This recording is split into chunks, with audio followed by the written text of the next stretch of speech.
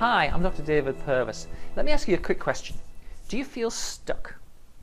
Now, as a practicing psychologist, many of the clients that come to see me are stuck. Obviously, they're stuck. If they weren't stuck, they wouldn't seek out a psychologist or therapist to help them to become unstuck.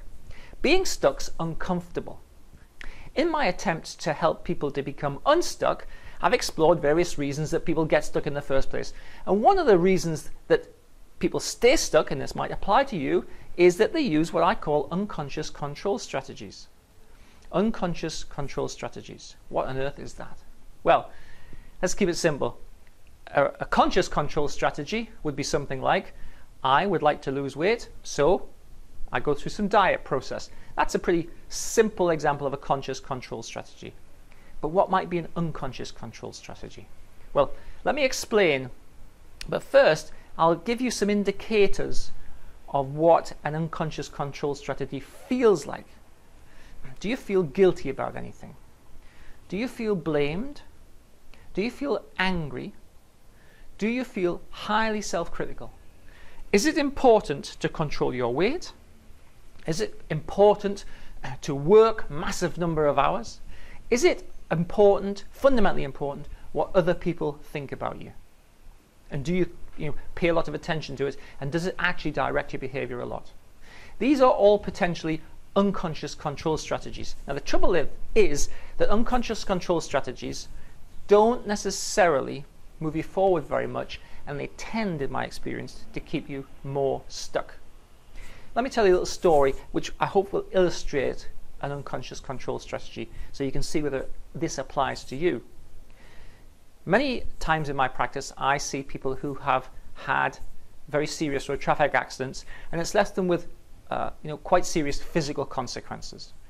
And it might be a year, 2 years, 3 years down the line since the accident. They may have had a year or 2 years of physical rehabilitation, and they will have lost their earnings during that period. And it turns out that often people can't quite get back to their physical fitness that they used to have. So it might be that, for instance, a hand doesn't have the dexterity it used to have. It might be that there's not the strength that there was. It might be that limbs don't bend or not as flexible.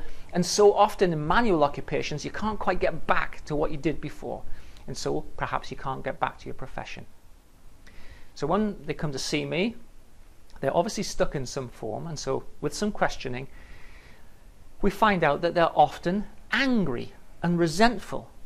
Angry that they've lost their livelihood, and resentful that their life has been changed through no fault of their own. So I say something like, well, what would it mean if you were to give up your anger? And often they say, if I gave up my anger, it would be as if the person who caused the accident got away with it. If I gave up my resentment at the way my life has changed, it's as if it had no effect on them at all. So, in essence, the anger makes my client feel as if they're almost punishing the other person. They're almost making them pay in some respects for causing the accident. But the reality is, the other person, the person who caused the accident, is oblivious to any of this. They're getting on with their lives. They genuinely know nothing about all of this, usually. I would call that an unconscious control strategy. Because if you were to say to the person, do you want to be angry? They'd say, no, I don't want to be angry.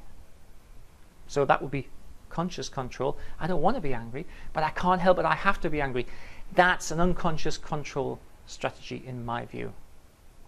Now, it's a sticker, and because it's unconscious, it's difficult to manage yourself. Often it takes a little bit of help just to find your way through this process so that you can actually move on from anger, resentment, guilt, blame, shame, whatever it is. It often takes a little bit of help just to move on. In Reading, where I am, it's winter, and I was walking down by the river the other day, and the river was going quite quick because of all the rain in it, so it's flowing fast. And then I saw a duck in the middle of the river. It was exactly stationary, staying exactly where it was, with the whole river moving fast. I could see, however, that the duck was pedaling like mad under the water to remain stationary. Now, I don't know why it wanted to remain stationary, but there you are, that's what it was doing. But that's like being stuck. it takes a lot of effort. You've got to pedal like mad. It takes a lot of energy, psychological energy and physical energy even, to remain in the same place when the whole world is moving on.